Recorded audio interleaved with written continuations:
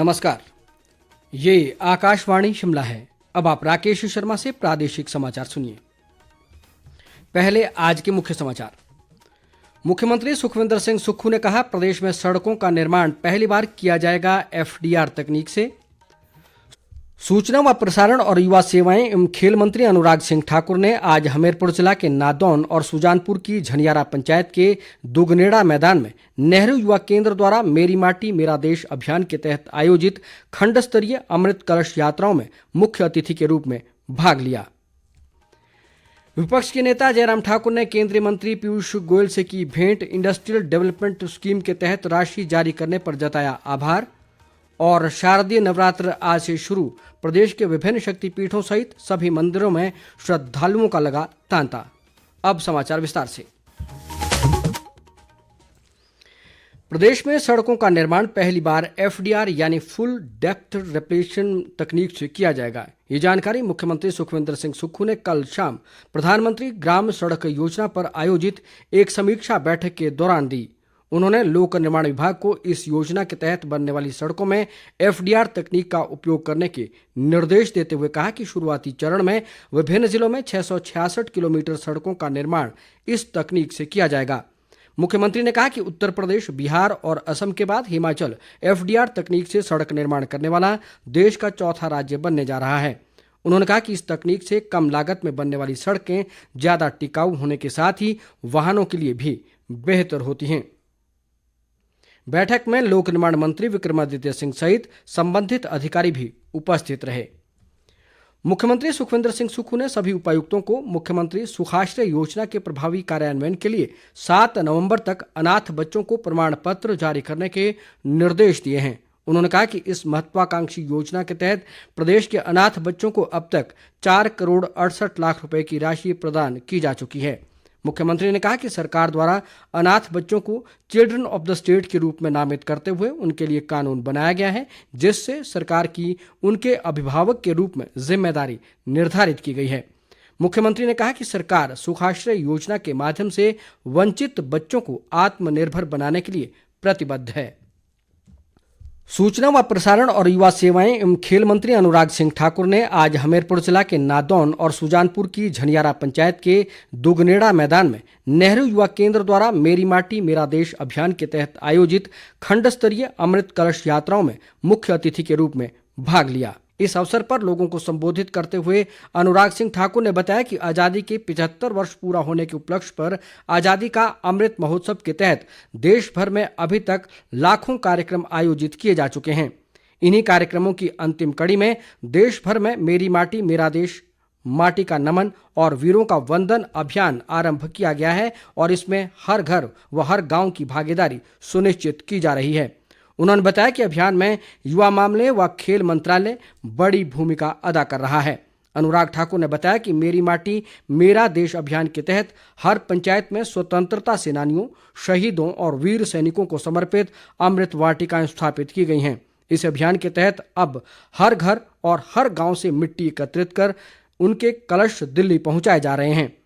उन्होंने सभी से इस अभियान में बढ़ चढ़कर हिस्सा लेने की अपील की। उन्होंने उपस्थित लोगों को मन, वचन और कर्म से देश के विकास में अपना योगदान देने की शपथ भी दिलाई।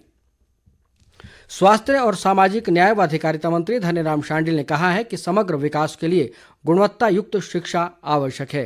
सोलन के एक निजी स्कूल के स्थापना दिवस कार्यक्रम को संबोधित करते हुए उन्होंने आह्वान किया कि इसके लिए अध्यापक और छात्र दोनों समर्पित होकर आगे बढ़ें। शांडिल ने कहा कि कठिन परिश्रम और दृढ़ता के साथ ही सफलता प्राप्त की जा सकती है। साथ ही खेलकूद प्रतियोगिताएं और अन्य गतिविधियां भी छात्रों के सर्वांगीण विकास में महत्वपूर्ण भूमिका निभाती हैं। उन्होंने इस अवसर पर मेधावी विद्यार्थियों को पुरस्कार भी प्रदान किए। विधानसभा अध्यक्ष कुलदीप सिंह पठानिया अपने 16 दिनों के विदेश प्रवास के बाद कल नई दिल्ली लौट आएंगे। देश वापसी की पूर्व संध्या पर अपने बयान में उन्होंने कहा कि आज संपूर्ण विश्व विकास के शिखर की ओर अग्रसर है। उन्होंने कहा कि स्पेन और स्विट्जरलैंड जैसे छोटे देशों ने भी नवीनतम तकनीक का इस्तेमाल कर पर्यटन, सूचना व प्रौद्योगिकी और डेयरी फार्म जैसे क्षेत्रों में अविश्वसनीय कार्य किया है। हिमाचल का जिक्र करते हुए उन्होंने कहा कि प्रदेश को स्वावलंबी बनाने के लिए हमें पर्यटन ऊर्जा, वन और नकदी फसलों के उत्पादन पर ध्यान केंद्रित करने की आवश्यकता है। उन्होंने अपने प्रवास के दौरान स्पेन और स्विट्जरलैंड जैसे देशों के सामरिक दृष्टि से महत्वपूर्ण स्थलों का दौरा किया और कई परियोजनाओं का अवलोकन कर इसे अपने प्रदेश में अपनाने पर बल दिया। भारतीय जनता पार्टी के प्रदेश अध्यक्ष डॉक्टर राजीव बिंदल ने पार्टी प्रदेश कार्यसमिति के विशिष्ट आमंत्रित सदस्यों, कार्यसमिति सदस्यों और आमंत्रित सदस्यों की घोषणा की है। पहले नवरात्र पर डॉक्टर राजीव बिंदल ने अपनी टीम की घोषणा करते हुए बताया कि भाजपा के वरिष्ठ आमंत्रित सदस्य 28 होंगे, जबकि 77 कार्यसमिति सदस्य और 35 आमंत्रित सदस्य होंगे। विपक्ष के नेता जयराम ठाकुर ने शनिवार देर शाम दिल्ली में केंद्रीय उद्योग और वाणिज्य मंत्री पीयूष गोयल से शिष्टाचार भेंट की और हिमाचल प्रदेश के लिए इंडस्ट्रियल डेवलपमेंट स्कीम के तहत राशि जारी करने पर उनका आभार जताया। जयराम ठाकुर ने कहा कि राज्य सरकार का आर्थिक प्रबंधन मात्र 10 महीने में ही चरमरा गया है। सरकार आए दिन मनमाना कर्ज ले रही है और मनमाने नियम लाकर प्रदेश के लोगों को परेशान कर रही है। उन्होंने कहा कि चुनाव के पहले कांग्रेस के बड़े बड़े नेताओं ने 10 गारंटियां दी थी, उनमें से एक भी पूरी नहीं की, लेकिन 10 महीने में प्रदेश के 10,000 लोगों की नौकरी छीन ली और प्रदेश पर 10,000 करोड़ रुपए का कर्ज थोप दिया है। जयराम ठाकुर ने पथ परिवहन निगम की बसों में सवारियों से सामान का किराया वसूलने के नए नियमों को व्यवहारिक तौर पर मजाक बताया। उन्होंने परिवहन निगम के कर्मियों को एक महीने देरी से वेतन देने पर सरकार को घेरने का भी प्रयास किया। प्रदेश कांग्रेस अध्यक्ष व सांसद प्रतिभा सिंह ने आज चंबा जिला के बाल बालिका आश्रम किलाड़ का दौरा कर व्यवस्थाओं का जायजा लिया। उन्होंने इस दौरान बच्चों को सोलर लैंप भी वितरित किए।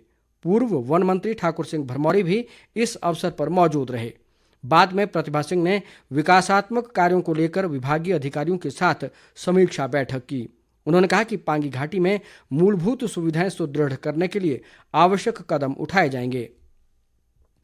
शारदीय नवरात्र के पहले दिन आज मां दुर्गा के शैलपुत्री स्वरूप की पूजा अर्चना की गई। इस अवसर पर प्रदेश के विभिन्न शक्तिपीठों सहित अन्य मंदिरों में सुबह से ही लोग मां के दर्शनों के लिए पहुंच रहे हैं। इस अवसर पर मंदिरों को आकर्षक ढंग से सजाया गया है। मुख्यमंत्री सुखविंदर सिंह सुक्खू ने अपनी धर्मपत्नी कमलेश ठाकुर के साथ शिमला के तारा देवी मंदिर जाकर पूजा अर्चना की और प्रदेशवासियों की खुशहाली व सुख समृद्धि की कामना की।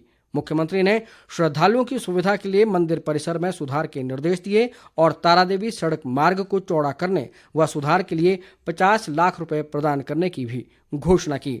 इस बीच संकट मोचन मंदिर में कच्ची घाटी के लोगों द्वारा रक्तदान शिविर भी आयोजित किया गया, जिसका उद्घाटन पार्षद किरण शर्मा ने रक्तदान कर किया।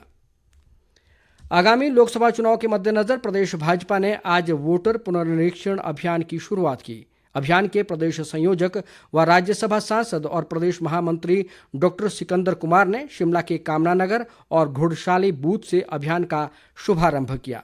उन्होंने कहा कि चुनाव आयोग द्वारा करीब 4 माह पहले इस अभियान की शुरुआत की गई थी और भाजपा भी इस अभियान को 30 अक्टूबर तक चलाएगी। सिकंदर कुमार ने कहा कि इस संबंध में पार्टी की जिला और मंडल स्तर की कार्यशालाएं संपन्न हो चुकी हैं। उन्होंने लोगों से अधिक वोट बनवाकर लोकतांत्रिक प्रणाली में अपनी सहभागिता सुनिश्चित करने का आह्वान किया।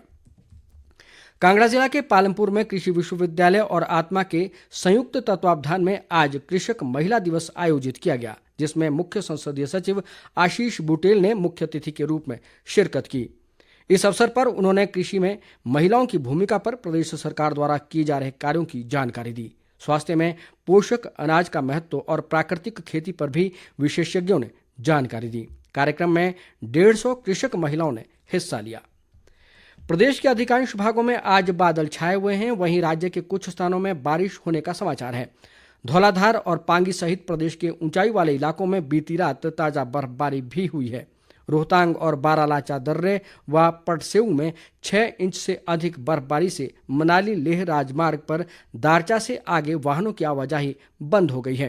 प्रदेश में अचानक हुई इस बारिश और बर्फबारी से तापमान में गिरावट दर्ज की गई है। इधर शिमला सहित प्रदेश के अन्य भागों में सुबह के समय तेज हवाएं चलने के साथ बारिश हुई। मौसम विभाग ने 17 अक्टूबर तक प्रदेश के ऊंचाई वाले क्षेत्रों में बर्फबारी और मैदानी भागों में गरज के साथ वर्षा की संभावना जताई है, जबकि 18 अक्टूबर से मौसम साफ रहेगा। शिमला जिला के जुनगा में 4 दिवसीय फ्लाइंग फेस्टिवल एक्यूरेसी चैंपियनशिप आज संपन्न हो गई। समापन समारोह के अवसर पर अतिरिक्त उपायुक्त अभिषेक वर्मा ने कहा कि फ्लाइंग फेस्टिवल से जुनगा का नाम अंतर्राष्ट्रीय पर्यटन मानचित्र पर अंकित हुआ है। उन्होंने कहा कि इस क्षेत्र में साहसिक पर्यटन की अपार संभावनाएं हैं और पर्यटन को बढ़ावा मिलने से लोगों को प्रत्यक्ष और परोक्ष रूप से स्वरोजगार के अवसर सृजित होंगे। प्रतियोगिता में नेपाल के अमन थापा ने पहला, धर्मशाला के नरेश कुमार ने दूसरा और आसाम राइफल के अमित एस जमाती ने तीसरा स्थान हासिल किया। इस प्रतियोगिता में देश और विदेश के 51 पैराग्लाइडरों ने हिस्सा लिया। अंत में मुख्य समाचार एक बार फिर। मुख्यमंत्री सुखविंदर सिंह सुक्खू ने कहा, प्रदेश में सड़कों का निर्माण पहली बार किया जाएगा एफडीआर तकनीक से। सूचना व प्रसारण मंत्री अनुराग सिंह ठाकुर ने मेरी माटी मेरा देश अभियान में बढ़ चढ़कर हिस्सा लेने का किया आह्वान। देश के विकास में योगदान देने की दिलाई शपथ। विपक्ष के नेता जयराम ठाकुर ने केंद्रीय मंत्री पीयूष गोयल से की भेंट। इंडस्ट्रियल डेवलपमेंट स्कीम के तहत राशि जारी करने पर जताया आभार। और शारदीय नवरात्र आज से शुरू। प्रदेश के विभिन्न शक्तिपीठों सहित सभी मंदिरों में श्रद्धालुओं का लगा तांता। इसके साथ ही समाचार बुलेटिन समाप्त हुआ। नमस्कार।